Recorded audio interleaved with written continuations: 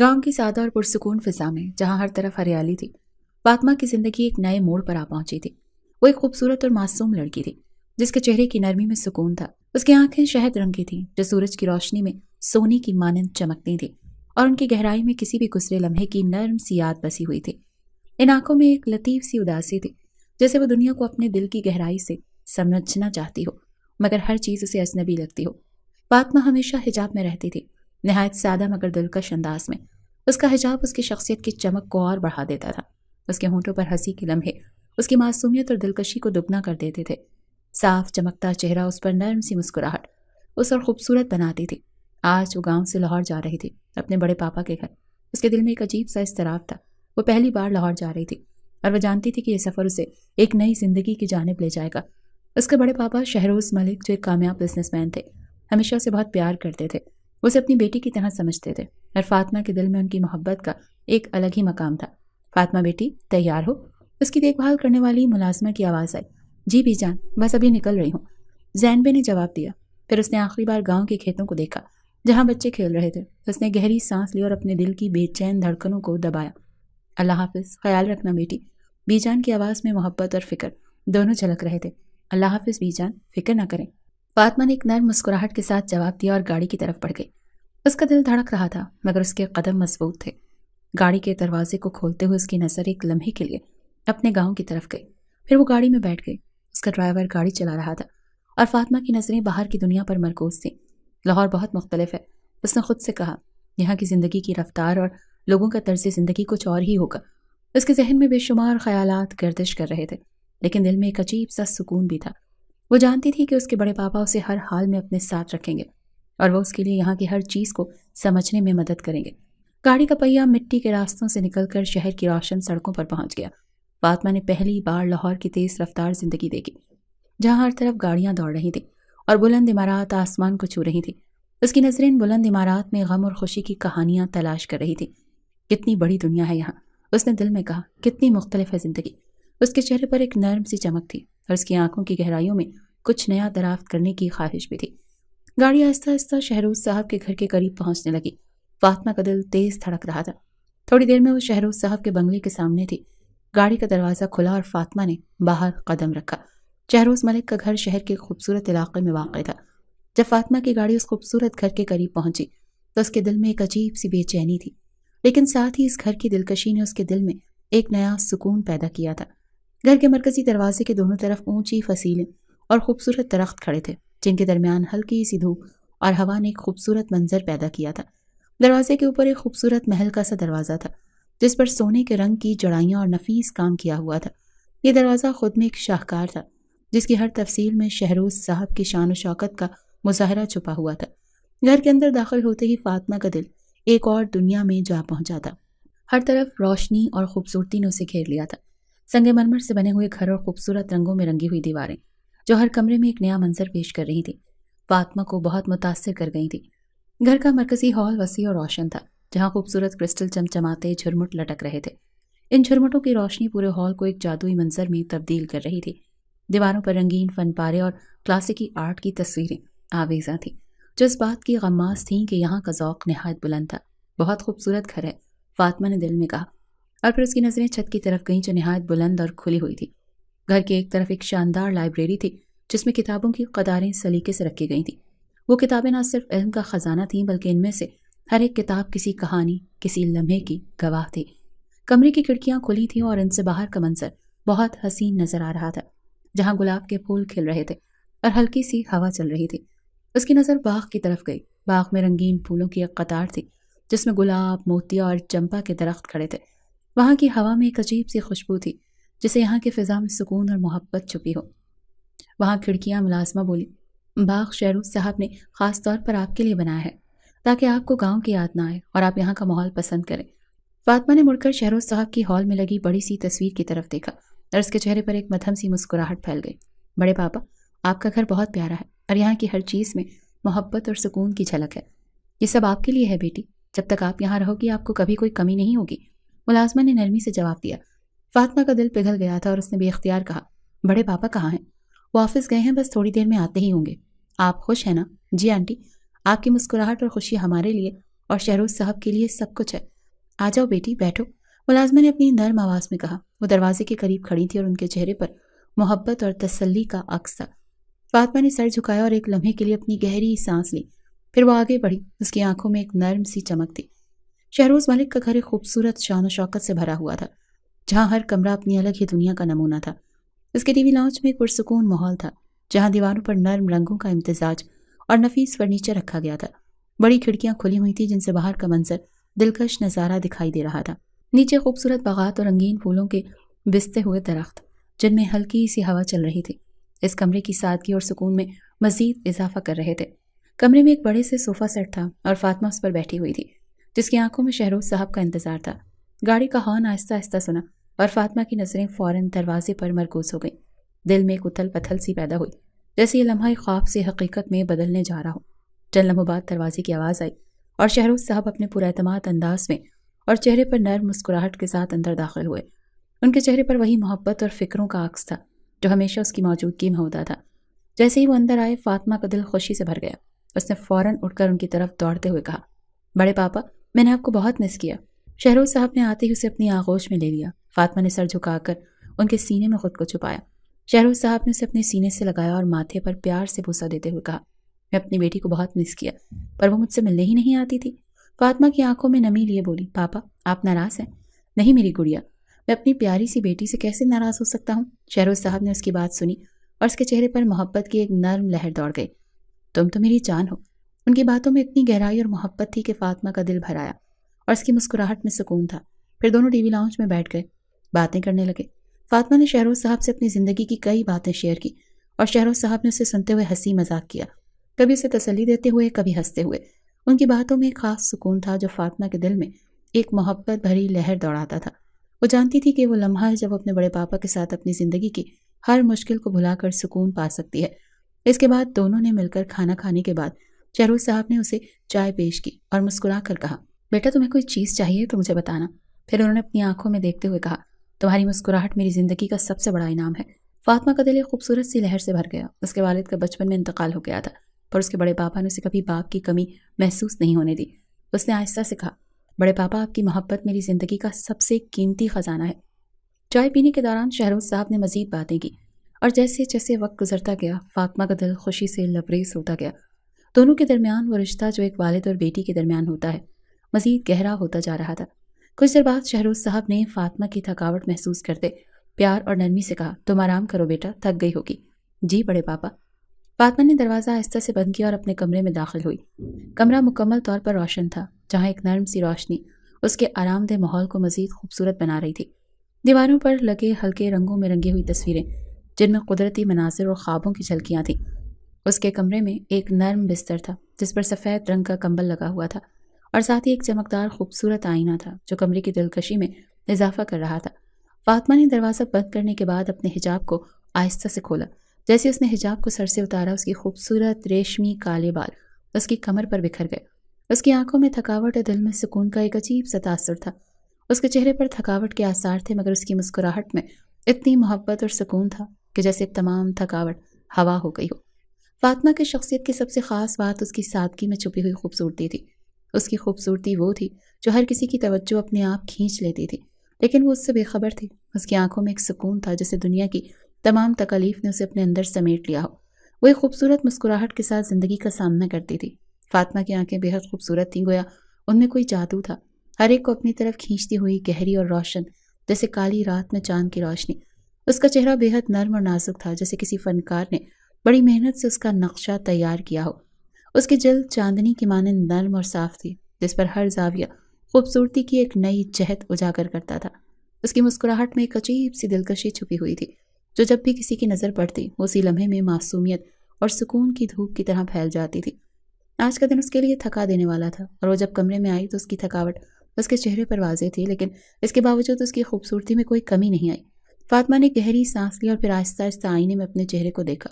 उसकी आंखों में एक अजीब सा सुकून का इज़हार था, जैसे उसने अपनी दुनिया से थोड़ी देर के लिए फासला बना लिया हो। उसकी नज़र आईने में जाकर थोड़ी देर के लिए रुक गई। उसने एक नर्म मुस्कुराहट के साथ आईने में अपने आप को देखा और अपनी धड़कन को महसूस किया। वो जानती थी इस लम्हे उसे खुद से मोहब्बत और सुकून मिल रहा था। उसके होंठों की हल्की सी लाली और गुलाबी रंगत हमेशा दिल को एक अजीब सा सुकून देती थी, और जब वो मुस्काती تو دنیا جیسے اس کے پیچھے دھندلا جاتی اور اس کی مسکراہٹ کی چمک میں سب کچھ صاف اور روشن ہو جاتا۔ وہ مسکراہٹ جو زندگی کی تمام پریشانیوں کو چھپا کر ایک نیا رنگ اور خوشبو دیتی تھی۔ فاطمہ نے آئینے میں اپنے چہرے کو بغور دیکھا، پھر آہستہ آہستہ اپنے نرم ہاتھوں سے اپنے بالوں کو درست کیا، جیسے اپنے اندر کی تھکاوٹ اور پریشانی کو ختم کر رہی ہو۔ اس نے ایک گہری سانس لی اور پھر اپنی نظر کھڑکی کی طرف ڈالی، جہاں باہر کا منظر بھی اتنا ہی خوبصورت تھا جتنا اس کے اندر کا سکون۔ وہ کچھ دیر کے لیے اپنی سوچوں میں غرق ہو گئی۔ زندگی کی تیز رفتاری، شہر کی آوارگی اور مختلف لوگوں کی باتوں سے تھک کر اس نے فیصلہ کیا کہ اب وہ خود کو سکون دے گی۔ اس نے بستر کی طرف قدم بڑھایا اور آہستہ سے کمبل کو اپنے اوپر اوڑھ لیا۔ وہ لیٹ گئی اور اپنی آنکھوں کو آہستہ آہستہ بند کر لیا۔ کمرے میں اتنی خاموشی تھی کہ اس کے دل کی دھڑکن کی آواز بھی سنائی دے رہی تھی۔ فاطمہ نے ایک لمحے کو سوچا، زندگی اتنی تیز کیوں دوڑ رہی ہے؟ کبھی کبھی انسان کو خود کو آرام دینے کے لیے وقت نکلنا چاہیے۔ اس نے سر کو تکیے پر رکھا اور آنکھیں بند کر لی۔ وہ جانتی تھی کہ اسے کچھ لمحوں کے لیے خود کو پرسکون کرنا چاہیے تاکہ وہ اپنے اندر کی قوت کو دوبارہ محسوس کر سکے۔ ایک مسکراہٹ اس کے لبوں پر پھیل گئی تھی۔ آہستہ آہستہ اس کی آنکھوں میں نیند کی جھلک آئی اور وہ ایک نرم نیند میں ڈوب گئی۔ آج کا دن اس کے لیے بہت تھکا دینے والا تھا، لیکن وہ جانتی تھی کہ کل ایک نیا دن ہوگا جس میں اس کی زندگی اور زیادہ سکون اور محبت سے بھری ہوگی۔ رات کے تقریباً 7 بجے کا وقت تھا۔ لاہور کی شان و شوکت سے بھرا شہر اب ایک پرسکون رات کی طرف بڑھ رہا تھا۔ شہروز ملک کا گھر اپنی خوبصورتی اور شان و شوکت میں غرق تھا۔ ہر گھوشہ گھر کا نفاست اور شانداری کا نمونہ تھا، لیکن اس گھر کا مرکزی دروازہ اب کھلنے والا تھا، اور وہ دروازہ تھا جس کے پیچھے ایک ایسی شخصیت چھپی ہوئی تھی جس کی آمد پر پورا گھر تھم سا جاتا تھا۔ رضوان ملک، شہروز صاحب کا اکلوتا بیٹا، گاڑی کے ہارن کے ساتھ گھر کے اندر آیا۔ اس کی گاڑی جیسے ہی دروازے کے قریب رکی، اس کی تصویر مکمل طور پر دکھائی دینے لگی۔ اس کا بلند قامت جسم، پرفیکٹ پروفائل اور چہرے پر چھائے ہوئے مغرور تاثرات ہر کسی کی توجہ فوراً اپنی طرف کھینچ لیتے تھے۔ وہ ایک نوجوان مرد تھا جس میں بے حد خوبصورتی تھی اور ساتھ ہی ایک ایسا مغرور اور خود پسند انداز تھا جو اس کے چہرے کی جھلک سے بخوبی ظاہر ہوتا تھا۔ رضوان کا چہرہ روشن تھا، گورے رنگت کے ساتھ اس کی آنکھوں میں ایک عجیب سی چمک تھی۔ اس کے بھورے گھنے بال ماتھے پر بکھرے ہوئے تھے اور اس کا چہرہ ان بکھرے بالوں میں اور زیادہ دلکش نظر آتا تھا۔ اس کے ڈمپل جب وہ مسکراتا تو ایک ایسی دلکش لہر پیدا کرتے تھے کہ انسان اپنے دل کی دھڑکن کو محسوس کیے بغیر نہیں رہ پاتا تھا۔ وہ گاڑی سے اترتے ہوئے اپنا موبائل نکالتا ہے اور اس کی ٹانگوں کی ہر حرکت میں خاص خود اعتمادی کا اظہار تھا، جیسے وہ دنیا کے سامنے چلتا ہو اور ہر قدم میں ایک نئی کہانی چھپی ہو۔ جیسے ہی وہ دروازے کے اندر قدم رکھتا ہے، وہ پورے گھر میں اپنی موجودگی کا احساس دلاتا ہے۔ دروازہ بند کرنے کے بعد وہ اندر بڑھتا ہے اور اس کے ہونٹوں پر ایک خود اعتماد مسکراہٹ نمودار ہوتی ہے۔ شہروز صاحب سے کچھ دیر پہلے فاطمہ کے ساتھ بیٹھے باتوں میں مصروف تھے۔ رضوان کی آمد پر فوراً متوجہ ہو گئے۔ جیسے ہی وہ لاؤنج میں قدم رکھتے ہیں، شہروز صاحب نے اسے ایک محبت بھری نگاہ سے دیکھا اور مسکراتے ہوئے کہا، کیسا ہے میرا بیٹا؟ دیر سے آیا ہے؟ وہ محبت اور عزت سے نظریں جھکائے بولا۔ ٹھیک بابا جان، آپ بتائیں۔ اس کے جواب کو سن کر شہروز صاحب مسکراتے ہوئے بولے۔ رضوان ان کے پاس بیٹھتا ہے اور محبت بھرے لہجے میں بولا، ارے میرے پیارے بابا، آپ تو ابھی جوان ہیں اور میں تو آپ کے پاس ہوتا ہوں، بس آفس سے ایک دوست کی طرف چلا گیا تھا، تھوڑا سا کام تھا، دیر ہو گئی۔ اچھا جی، شہروز صاحب مسکراتے ہوئے بولے، آج آپ جلدی آ گئے، خیریت؟ طبیعت ٹھیک تھی آپ کی؟ وہ فکر مند لہجے میں بولا، ہاں میں ٹھیک ہوں، بلکہ بہت خوش ہوں، میری بیٹی آئی ہے آج۔ فاطمہ کا ذکر سنتے اس کے چہرے پر ناگواری سی پھیل گئی، جس پر وہ ضبط کرتا مسکرایا۔ اچھا چلے میں فریش ہو جاؤں، پھر ڈنر کرتے ہیں۔ اچھا جاؤ اور جلدی آنا۔ اوکے بابا۔ رضوان ملک کا کمرہ جیسے پورے گھر کا آئینہ تھا جو اس کی شخصیت کی عکاسی کرتا تھا۔ وہ کمرہ نہ صرف اس کی شان و شوکت کا گواہ تھا، بلکہ اس میں چھپی ایک انفرادیت اور مغرور انداز کی بھی جھلک تھی۔ کمرے کے دروازے سے داخل ہوتے ہی سب سے پہلے نظر آتا تھا اس کا سیاہ تھیم جو ہر چیز میں نظر آ رہا تھا۔ دیواروں کا رنگ سیاہ اور گہرے خاکی رنگ میں ڈوبا ہوا تھا، اور اس کے کمرے کا فرنیچر بھی سیاہ لکڑی اور چمکدار دھاتی ساخت سے بنایا گیا تھا۔ کمرے میں ایک بڑی سی بادشاہی قسم کی بیڈ تھی جس پر کالے رنگ کا بستر اور گہرے رنگ کے تکیے رکھے گئے تھے۔ بیڈ کے سرہانے خوبصورت سنہری لیمپ رکھا گیا تھا جو کمرے میں نرم روشنی بکھیر رہا تھا۔ اس کے کمرے کی کھڑکیاں وسیع اور کھلی ہوئی تھیں جن سے باہر شہر کی روشنی اور رات کا سکون دکھائی دے رہا تھا۔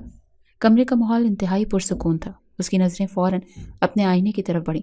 آئینے میں اس کا چہرہ، اس کی آنکھوں میں پھیلی ہوئی چمک اور اس کا گالوں پہ پڑتا ہوا ڈمپل ابھرتا ہوا نظر آ رہا تھا۔ رضوان نے آئینے میں خود کو ایک نظر دیکھا اور پھر ایک مغرور مسکراہٹ اس کے چہرے پر پھیل گئی۔ وہ جیکٹ اتار کر واش روم کی طرف بڑھا۔ باتھ روم کا اندرونی منظر بھی سیاہ اور سفید کی خوبصورتی کا امتزاج سے سجا ہوا تھا۔ ایک وسیع شاور اس کے سامنے تھا جو سیاہ سفید رنگ کے ماربل سے بنایا گیا تھا۔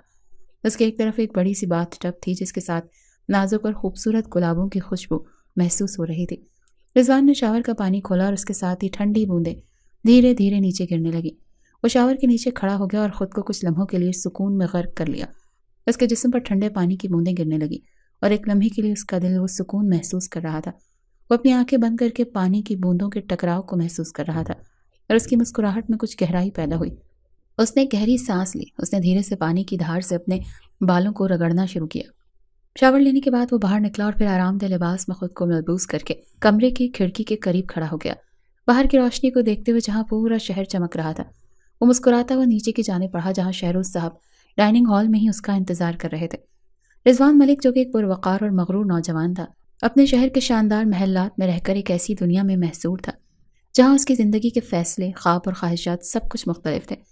وہ لاہور کے رنگین ماحول میں پروان چڑھا چکا تھا جہاں ہر دن اس کے لیے نیا چیلنج اور نئے موقع لے کر آتا تھا، مگر ایک جگہ تھی جو وہ کبھی پسند نہیں کرتا تھا، وہ تھا گاؤں۔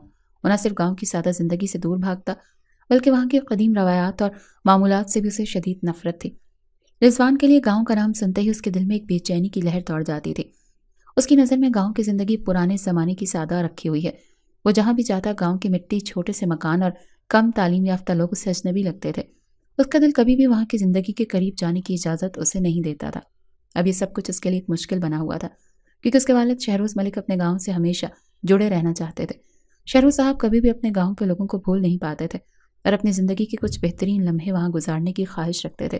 وہ اکثر رضوان کو اپنے گاؤں کی سیر پر لے جانے کی کوشش کرتے، مگر رضوان ہمیشہ اس سے بچنے کی کوئی نہ کوئی ترکیب نکال لیتا تھا۔ کیوں نہیں چلتے بیٹا؟ ایک دن شہروز صاحب نے اسے کہا تھا جب وہ گاؤں جانے کا منصوبہ بنا رہے تھے۔ وہاں کی زندگی میں کچھ خاص بات ہے، تمہیں پتہ بھی نہیں۔ رضوان نے ایک جملے میں رد کر دیا، میں نہیں جانتا بابا، وہ سادہ اور پریشان کن زندگی میرے لیے نہیں، وہاں کا ہر دن ایک جیسا ہوتا ہے۔ شہروز صاحب نے غمگین ہو کر کہا تھا، میں سمجھ سکتا ہوں، لیکن تمہیں وہاں کی قدریں اور وہاں کے لوگ سمجھنے کی ضرورت ہے۔ رضوان نے خاموشی سے سر ہلایا اور پھر نرمی سے کہا تھا، میں آپ کو نہیں دکھا سکتا پر بابا جان، لیکن آپ جہاں کہیں بھی جائیں میں ہمیشہ آپ کے ساتھ ہوں۔ لیکن اس کی آنکھوں میں ایک سرد سی خاموشی چھپی ہوئی تھی جو اس کے دل کی سچائی کو ظاہر کرتی تھی۔ رضوان کا دل گاؤں اور وہاں کے لوگوں سے نہ صرف ناپسند تھا بلکہ وہ اپنے والد سے محبت کے باوجود گاؤں کے حوالے سے کبھی سمجھوتا نہیں کرتا تھا۔ وہ جانتا تھا کہ شہروز صاحب کے دل میں گاؤں کی محبت ہے، وہاں ان کا آبائی گھر ہے جہاں ان کی جان سے پیاری بھتیجی رہتی ہے، لیکن اس کے لیے وہ ایک ایسا غیر ضروری بوجھ تھا جسے اسے ہر حال میں برداشت کرنا تھا۔ پھر ایک دن فاطمہ کا ذکر آیا۔ فاطمہ شہروز صاحب کو بیٹیوں کی طرح عزیز تھی، رضوان کے لیے ہمیشہ ایک اجنبی سی شخصیت بنی رہی تھی۔ وہ بہت سادہ لڑکی تھی اور رضوان کے خیال میں اس کی سادگی اور بے تکلفی اس کے لیے اور ایک تکلیف تھی۔ وہ گاؤں کی زندگی سے جڑی ہوئی تھی اور اس کے لیے اس کی موجودگی ہر وقت ایک اضافی بوجھ بن جاتی تھی۔ فاطمہ آ رہی ہے، وہ تمہیں دیکھنے کے لیے لاہور آ رہی ہے، شہروز صاحب نے رضوان کو بتایا جب وہ فاطمہ کے لاہور آنے کا ذکر کر رہے تھے۔ رضوان کا دل بوجھل تھا، وہ جانتا تھا کہ اس کے والد کے لیے یہ ایک لازمی بات ہے اور وہ ہر حال میں اپنے والد کے سامنے سر جھکا کر خاموش رہتا تھا، لیکن دل میں گہری نفرت اور بیزاری تھی۔ شام کے وقت رضوان اپنی سوچوں میں گم تھا۔ اس کی نظریں باغ کی طرف گئیں جہاں شہروز صاحب کے کہنے پر وہ کبھی کبھار وقت گزارتا تھا۔ شہروز صاحب کی محبت اس کے لیے گہرے سمندر کی طرح تھی اور وہ جانتا تھا کہ اپنے والد کی چاہت کو رد نہیں کر سکتا تھا، مگر وہ ہر لمحہ اپنے دل میں یہ طے کر رہا تھا کہ اس کے لیے گاؤں کی زندگی اور فاطمہ کی سادگی کبھی بھی اس کی دنیا کا حصہ نہیں بن سکتے۔ شہروز ملک کا ڈائننگ ہال ایک شاندار جگہ تھا جہاں عیش و عشرت کا ہر پہلو جھلکتا تھا۔ دیواروں پر رنگین اور نفیس پینٹنگز لگی ہوئی تھیں اور فرنیچر بڑے ذوق سے چنا گیا تھا۔ کمرے کے درمیان میں ایک وسیع اور خوبصورت چمکدار ڈائننگ ٹیبل رکھا گیا تھا جس پر لذیذ کھانوں کی خوشبو پھیل رہی تھی۔ نرم روشنی والے لیمپ کی مدھم روشنی پورے کمرے میں سکون بھرا ماحول پیدا کر رہی تھی۔ ٹیبل کے ارد گرد نشستیں خوبصورت کشن سے سجی ہوئیں اور شہروز صاحب اور فاطمہ اس پر بیٹھے باتیں کرتے ہوئے کھانا کھا رہے تھے۔ رضوان نے کمرے کا دروازہ آہستہ سے کھولا اور اندر قدم رکھا۔ اس کے قدموں کی آواز پر شہروز صاحب نے سر اٹھایا اور مسکراتے ہوئے کہا، آ گئے تم بیٹا، آؤ بیٹھو۔ فاطمہ کی آنکھوں میں ایک نرم سی چمک تھی اور وہ بھی رضوان کی طرف مسکرا کر دیکھ رہی تھی، مگر اس کی مسکراہٹ میں کچھ ایسا تھا جو رضوان کے دل میں چبھ رہا تھا۔ جب رضوان نے فاطمہ کو دیکھا تو ایک جلی ہوئی چمک اس کی آنکھوں میں آئی۔ فاطمہ کی معصومیت، سادگی اور وہ مسکراہٹ جو اس کے چہرے پر تھی رضوان کو بہت عجیب سی لگ رہی تھی۔ وہ اسے اپنے برابر میں نہیں دیکھنا چاہتا تھا، نہ اس سے بات کرنا چاہتا تھا، لیکن اس نے اپنے تاثرات کو چھپا لیا۔ شہروز صاحب مسکراتے ہوئے بولے، ہم تمہارا ہی انتظار کر رہے تھے بیٹا، آؤ بیٹھو۔ رضوان نے ایک سرد مسکراہٹ اپنے چہرے پر سجائی اور بغیر کچھ کہے خاموشی سے اپنے والد کے پاس بیٹھ گیا۔ اس کی نظریں فاطمہ کی طرف تھیں جو اسے بار بار دیکھنے کی کوشش کر رہی تھی، مگر رضوان کی سخت نظروں سے بچنے کی بھی کوشش کر رہی تھی۔ وہ اس کے چہرے پر واضح طور پر خوف دیکھ سکتا تھا۔ کھانے کی پلیٹ سامنے رکھی گئی اور رضوان نے فوراً کھانا شروع کیا، مگر اس کے دل میں ایک عجیب سی بے چینی تھی۔ وہ جانتا تھا کہ شہروز صاحب کی محبت ہمیشہ اس کے لیے تھی، مگر وہ محسوس کرتا تھا کہ اس محبت کو فاطمہ کے سامنے تقسیم ہونا نہیں چاہیے۔ اس کا دل اس بات کو قبول کرنے کے لیے تیار نہیں تھا کہ وہ اپنے والد کی توجہ کسی اور کو دے۔ فاطمہ، یہ کھانا بہت مزیدار ہے، میں نے خود بنایا تھا، شہروز صاحب نے فاطمہ کی طرف محبت سے دیکھتے ہوئے کہا، اور پھر رضوان کی طرف نظر ڈالی۔ بیٹا تم بھی کچھ کہو، یہ کھانا تو تمہیں بہت پسند آیا ہے نا؟ رضوان نے ایک اور مسکراہٹ دی اور کہا، ہاں جی بابا، بہت اچھا ہے۔ لیکن اس کی نظریں فاطمہ کی طرف دوبارہ اٹھیں اور فوراً واپس مڑ گئیں۔ اس کا دل کیسا بوجھل ہو گیا تھا۔ وہ چاہتا تھا کہ وہ فاطمہ کی مسکراہٹ نہ دیکھے، اس کی معصومیت نہ دیکھے، اور نہ ہی وہ شہروز صاحب کی محبت میں شریک ہو۔ فاطمہ کے چہرے پر مسکراہٹ تھی، لیکن وہ جانتی تھی رضوان کی خاموشی میں کچھ تھا جو وہ نہیں سمجھ پا رہی تھی۔ رضوان کے چہرے پر آنے والی ہر مسکراہٹ میں ایک غصہ چھپا ہوا تھا، اور وہ جانتی تھی رضوان کتنی زیادہ نفرت سے دیکھ رہا تھا۔ آپ بہت اچھے ہیں بابا جان، اور کھانا بہت مزے کا ہے، فاطمہ نے کمزور سی آواز میں کہا، رضوان کی طرف نظر ڈالی اور پھر فوراً ہی اپنی نظر نیچی کر لی۔ رضوان نے اس کی طرف غصے سے دیکھا، جیسے وہ ایک لمحے کے لیے اس کے قریب آنا بھی نہ چاہتا ہو۔ اس کی آنکھوں میں غصہ تھا اور دل میں ایک عجیب سی اداسی، جیسے وہ کبھی بھی فاطمہ کو اپنے والد کے پیار کا حق نہیں دے سکتا تھا۔ شہروز صاحب نے اس کی آنکھوں کی سچائی نہیں دیکھی، کیونکہ وہ اسے ہمیشہ اپنے بیٹے کی محبت کی نظر سے ہی دیکھتے تھے۔ وہ جانتے تھے کہ رضوان کا دل ہمیشہ ان کے ساتھ ہوتا ہے، لیکن وہ اس بات سے انجان تھا کہ ان کی محبت میں ایک اجنبی سی لڑائی چھپ رہی تھی، ایک ایسی لڑائی جو رضوان کے دل میں دبی ہوئی تھی۔ کھانے کے دوران شہروز صاحب اور فاطمہ نے مزید باتیں کی، ہنسنے اور ایک دوسرے کی باتوں میں مشغول ہو گئے، مگر رضوان خاموش رہا۔ اس کا دل کبھی کبھی گڑبڑ ہو جاتا تھا اور وہ چاہتا تھا کہ سب کچھ ختم ہو جائے۔ وہ خود اپنے والد کی توجہ کا حقدار تھا اور اسے یہ احساس دلانا چاہتا تھا کہ وہ کبھی بھی کسی اور کو اپنے قریب نہیں آنے دے۔ کھانے کے بعد فاطمہ نے اٹھ کر چائے بنانے کے لیے کچن کی طرف قدم بڑھایا اور شہروز صاحب نے رضوان کی طرف مسکراتے ہوئے کہا، تم دونوں کے ساتھ باتیں کرنا چاہیے، تمہارا رشتہ اور گہرا ہوگا بیٹا۔ رضوان نے سر ہلایا، لیکن اس کی آنکھوں میں کچھ اور ہی تھا۔ ہاں جی بابا جان، وقت کے ساتھ ساتھ سب کچھ بہتر ہو جائے گا۔ لیکن اس کی آواز میں اتنی سختی تھی کہ وہ خود بھی نہیں جانتا تھا کہ یہ صرف وقت کی بات ہے۔ جب تک وہ اپنے دل کی بات نہ کہے گا، اس کی یہ خاموشی نفرت کبھی ختم نہ ہوگی۔ شہروز ملک کا گھر ہمیشہ کی طرح شان و شوکت سے سجا ہوا تھا۔ ان کے کمرے کی کھڑکیاں کھلی ہوئی تھیں اور باہر کی ہوا میں خوشبوئیں کھل کر آ رہی تھیں۔ آج رات کا منظر کچھ خاص تھا، کیونکہ رضوان ملک اپنی پسندیدہ پارٹی کے لیے تیار ہو رہا تھا۔ ہر چیز ترتیب سے رکھی ہوئی تھی اور دیواروں پر سیاہ رنگ کی پینٹنگز نے کمرے کو ایک منفرد جمالیاتی جاذبیت دی تھی۔ کمرے میں ایک خوبصورت کرسی پر بیٹھا رضوان اپنی پارٹی کے لیے تیار ہو رہا تھا۔ اس نے بلیک جینز کے ساتھ وائٹ ٹی شرٹ پہنی تھی، جس پر سیاہ جیکٹ کا اضافہ تھا۔ اس کا ہر لباس، ہر انداز اس کی خود اعتمادی اور مغرور شخصیت کو واضح کر رہا تھا۔ وہ آئینے میں خود کو دیکھ رہا تھا اور بالوں کو سیٹ کرتا مسکرایا۔ اسی دوران شہروز صاحب کی آواز آئی، رضوان۔ شہروز صاحب نے کمرے کے دروازے سے آواز دی۔ رضوان نے ایک نظر دروازے کی طرف دیکھا، پھر آرام سے جواب دیا، جی بابا جان۔ شہروز صاحب کمرے میں داخل ہوئے اور ان کی آنکھوں میں ہمیشہ کی طرح محبت اور فکر کی جھلک تھی۔ وہ رضوان کو اس انداز میں دیکھتے ہوئے ہنسے اور بولے، کہاں جا رہے ہو؟ رضوان نے ایک طرف رخ کر کے کہا، پارٹی میں جا رہا ہوں بابا جان۔ شہروز صاحب مسکراتے ہوئے بولے، اچھا، فاطمہ کو بھی ساتھ لے جاؤ، جب سے آئی ہے کہیں باہر نہیں گئی، گھر میں بور ہو جاتی ہے، تھوڑا فریش فیل کرے گی باہر جا کر۔ رضوان کا چہرہ ایک لمحے کے لیے سنجیدہ ہو گیا اور اس کے اندر ایک عجیب سا غصہ اٹھنے لگا۔ اس نے گہری سانس لی اور اپنے غصے کو روکنے کی کوشش کی۔ وہ جانتا تھا کہ شہروز صاحب کی بات کا کوئی برا مقصد نہیں ہے، لیکن پھر بھی وہ کبھی فاطمہ کو اپنی زندگی کا حصہ نہیں سمجھتا تھا۔ فاطمہ؟ اس نے سوالیہ انداز میں کہا، بابا جان، وہ کہیں خود ہی کہیں نہیں جاتی۔ شہروز صاحب نے اسے نرم لہجے میں کہا، وہ تو ٹھیک ہے، پر تم اسے لے کر جاؤ تو کچھ پتہ چلے نا کہ اسے، بیٹا تمہیں پتہ ہے نا فاطمہ بھی نئے ماحول میں ہے اور تمہاری وجہ سے ہی وہ تھوڑی دیر باہر جا سکتی ہے، تم اسے لے جاؤ، کچھ باتیں ہو جائیں گی۔ رضوان نے گہری سانس لی اور پھر مسکرا کر کہا، بابا جان، آپ ہمیشہ اسے اہمیت دیتے ہیں اور مجھے لگتا ہے کہ فاطمہ کو اپنی زندگی کے فیصلے خود کرنے چاہیے۔ آپ اس سے پوچھ لیں، اگر وہ جانا چاہتی ہے تو مجھے کوئی مسئلہ نہیں۔ ٹھیک ہے بیٹا۔ وہ خاموشی سے اپنی جیکٹ اٹھا کر دروازے کی طرف بڑھا۔ میں باہر ویٹ کر رہا ہوں بابا جان، اس نے گہری سانس لیتے ہوئے کہا۔ شہروز صاحب نے اسے محبت بھری نظروں سے دیکھا اور کہا، اچھا بیٹا، میں اسے بھیجتا ہوں۔ رضوان نے سر ہلایا اور دروازے سے باہر نکل گیا۔ دل میں ایک غصہ اور الجھن کا بادل چھایا ہوا تھا۔ وہ جانتا تھا کہ زندگی میں بہت ساری باتیں ہیں جنہیں وہ چاہ کر بھی مکمل طور پر نظر انداز نہیں کر سکتا۔ رات کا وقت تھا اور چاند کی نرمی روشنی میں گھر کی بڑی کھڑکیاں کھلی ہوئی تھیں، جو پورے کمرے میں سکون سا ماحول پیدا کر رہی تھی۔ اس رات کا منظر کچھ خاص تھا، کیونکہ فاطمہ شہروز صاحب کے کہنے پر پہلی بار پارٹی میں جانے والی تھی۔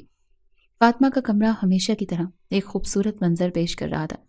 اس کی الماریوں میں ایک سے بڑھ کر ایک خوبصورت لباس سجا ہوا تھا، لیکن اس وقت وہ ایک بلیک کلر کا خوبصورت سا فراک پہنا ہوا تھا، جس کے گلے پر گولڈن رنگ کے موتیوں کا کام ہوا تھا، جو اسے ایک منفرد جاذبیت دے رہا تھا۔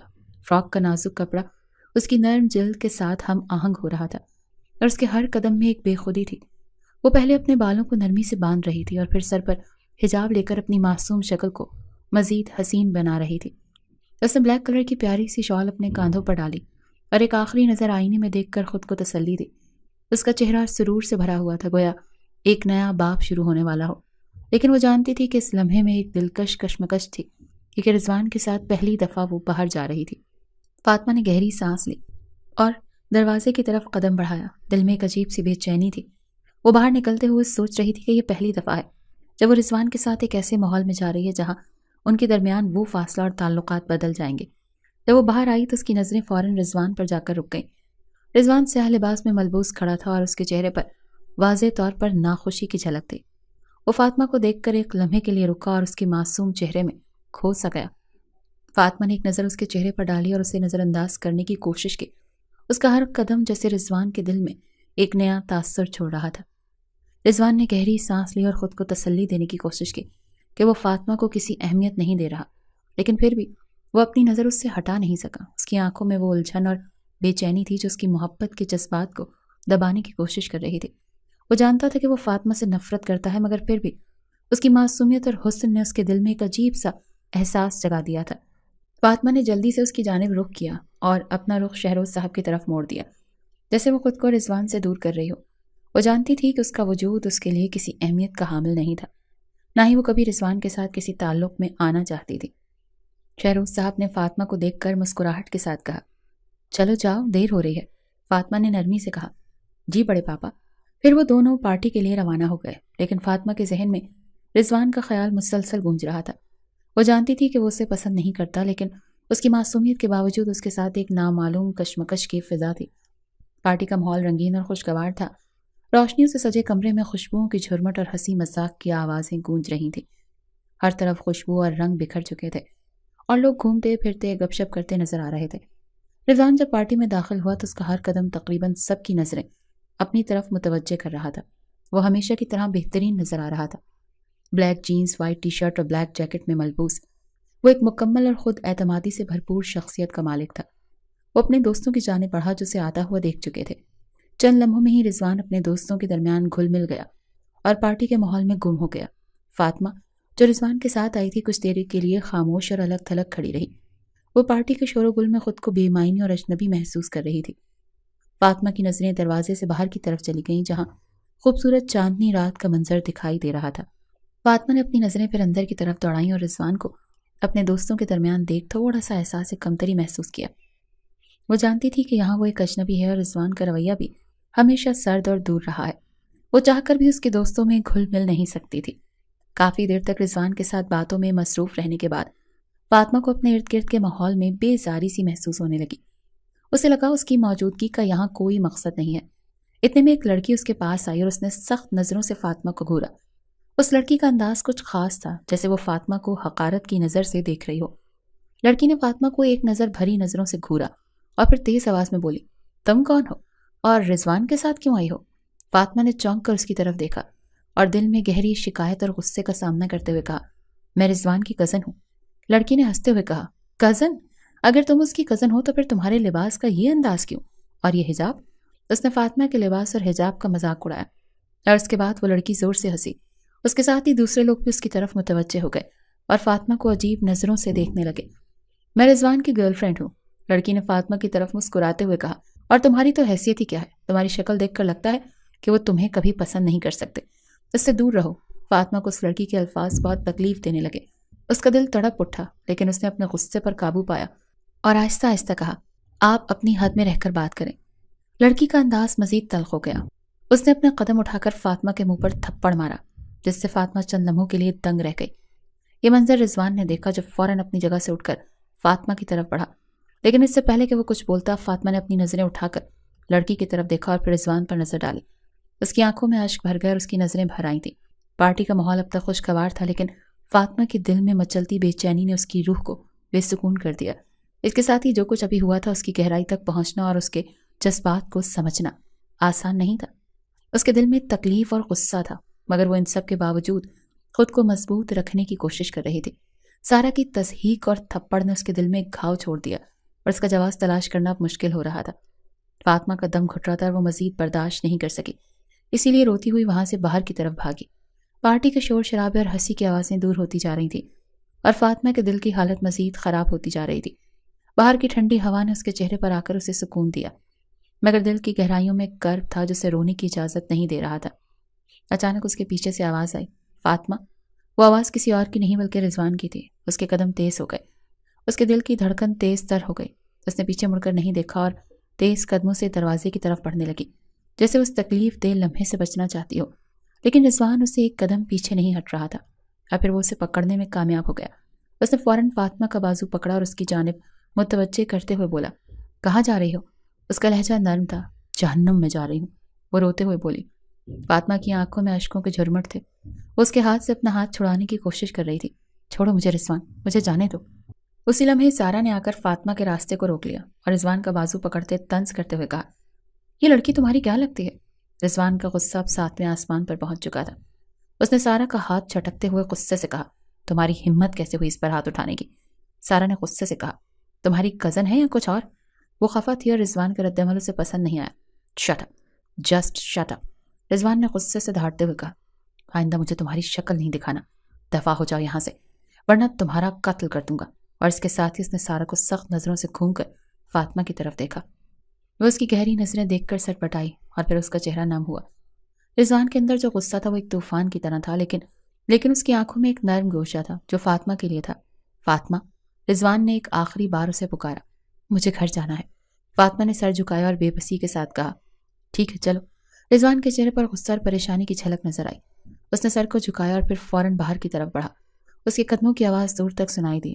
فاطمہ نے اپنے قدموں کو تھام لیا اور پھر اس کی نظر سارا پر پڑی۔ وہ ابھی بھی سٹ پٹائی ہوئی تھی اور اس کی آنکھوں میں اکتاہٹ اور غصہ واضح تھا۔ سارا نے اپنی جگہ پر کھڑے رہ کر فاطمہ کی طرف ایک آخری نظر ڈالی اور پھر رضوان کو غصے سے دیکھتی ہوئی چلی گئی۔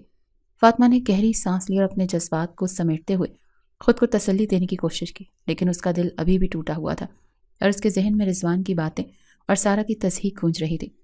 رات کا سناٹا، خاموشی میں ڈوبی ہوئی ایک سرد ہوا اور چاند کی مدھم روشنی، سب کچھ جیسے ایک بادل کے نیچے چھپ گیا تھا۔ رضوان اپنے کمرے میں بے چینی سے ٹہل رہا تھا۔ 2 ماہ پہلے کی وہ رات جب فاطمہ کے ساتھ پارٹی میں جو کچھ ہوا وہ ابھی تک اس کے دماغ میں گونج رہا تھا۔ اس کی گرل فرینڈ نے فاطمہ کا مذاق اڑایا، تھپڑ مارا اور اسے ذلیل کیا، اور اس کے بعد فاطمہ جیسے اچانک ہوا ہو گئی۔ نہ تو کسی نے اس کا کچھ پتہ کیا اور نہ ہی اس کا کوئی سراغ ملا۔ رضوان کا دل پگھل چکا تھا۔ وہ فاطمہ سے نفرت کرتا تھا، لیکن یہ نفرت جلد ہی محبت میں بدل گئی۔ جب اس نے سنا کہ اس کے والد شہروز صاحب نے فاطمہ کی شادی کسی ملازم سے کر دی تو اسے جیسے دنیا کا دھچکا لگا۔ وہ فاطمہ کو ہر حال میں حاصل کرنا چاہتا تھا، چاہے اس کے لیے اسے کچھ بھی کرنا پڑے۔ وہ رات کو دیر تک اپنی سوچوں میں غرق تھا جب اچانک نیچے لان میں کسی کی حرکت نظر آئی۔ اس کی آنکھوں میں جیسے روشنی دوڑ گئی۔ وہ فوراً کمرے سے باہر نکلا اور لان کی طرف بڑھا۔ فاطمہ، رضوان نے پکارا، لیکن وہ جیسے فاطمہ کی موجودگی کا یقین کر رہا تھا۔ پھر بھی اس کے قدم تیز ہو گئے۔ اس کا دل دھڑک رہا تھا اور اس کے دماغ میں یہی خیال آ رہا تھا کہ وہ ہر صورت میں فاطمہ کو واپس لے آئے گا۔ اس کی زندگی کی سب سے بڑی خواہش بن چکا تھا۔ لان میں قدم رکھتے ہی اس کی نظر ایک درخت کے پیچھے پڑی۔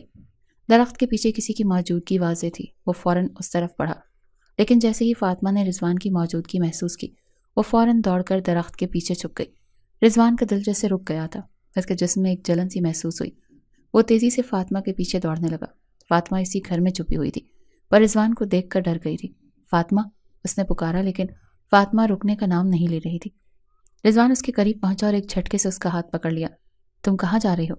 رضوان نے غصے اور دکھ سے کہا۔ تم مجھ سے بھاگ کیوں رہی ہو؟ کہاں تھی تم؟ میں تمہیں کہاں نہیں ڈھونڈا۔ فاطمہ کی سانسیں تیز ہو چکی تھیں۔ وہ رضوان کی گرفت سے بچنے کی کوشش کر رہی تھی، لیکن وہ جانتی تھی کہ اس سے چھوٹنا مشکل ہے۔ تو اس نے گھبرا کر کہا، مجھے چھوڑ دو رضوان۔ نہیں، رضوان نے اسے اپنی طرف کھینچتے ہوئے کہا، اب تم مجھے چھوڑ کر نہیں جا سکتی۔ فاطمہ نے اس کے لہجے کی سنجیدگی کو محسوس کیا۔ رضوان کی آنکھوں میں وہی درد اور محبت تھی جو اس نے کبھی نہیں دیکھی تھی۔ رضوان نے اس کی طرف جھک کر کہا، مجھے تم ہر حال میں چاہیے فاطمہ، میں تمہارے بغیر نہیں رہ سکتا۔ فاطمہ کا دل تیز تیز دھڑک رہا تھا۔ وہ اسے غصے میں دیکھ کر کہنے لگی، تم نے مجھے اتنی تکلیف دی اور اب تم مجھے اپنے ساتھ جینا چاہتے ہو؟ رضوان کے چہرے پر دکھ کی ایک گہری لہر دوڑ گئی۔ وہ اس سے معافی مانگتے ہوئے بولا، مجھے تم سے ہر بات کی معافی چاہیے فاطمہ۔ میں نے تمہارے ساتھ زیادتی کی اور یہ سب غلط تھا، لیکن اب میں تم سے سچے دل سے محبت کرتا ہوں۔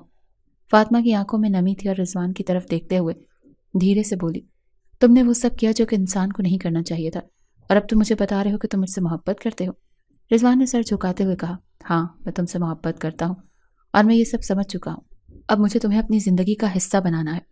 فاطمہ نے رضوان کی باتوں کو غور سے سنا اور پھر آہستہ سے کہا، اگر تم مجھے پھر کبھی تکلیف پہنچاؤ گے تو میں تمہیں کبھی معاف نہیں کروں گی رضوان۔ رضوان نے فوراً اس کا ہاتھ پکڑا اور کہا، میں تم سے وعدہ کرتا ہوں تمہیں کبھی تکلیف نہیں پہنچاؤں گا فاطمہ۔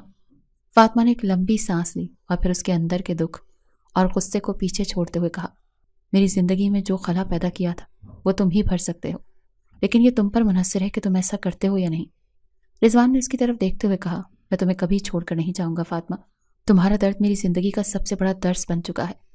فاطمہ نے سر جھکایا اور پھر ایک نرم مسکراہٹ کے ساتھ کہا، میں تمہیں معاف کرتی ہوں رضوان، پلیز مجھے کبھی اکیلا مت چھوڑنا، کبھی نہیں۔ وہ دونوں مسکراتے ہوئے ایک دوسرے کو دیکھ رہے تھے۔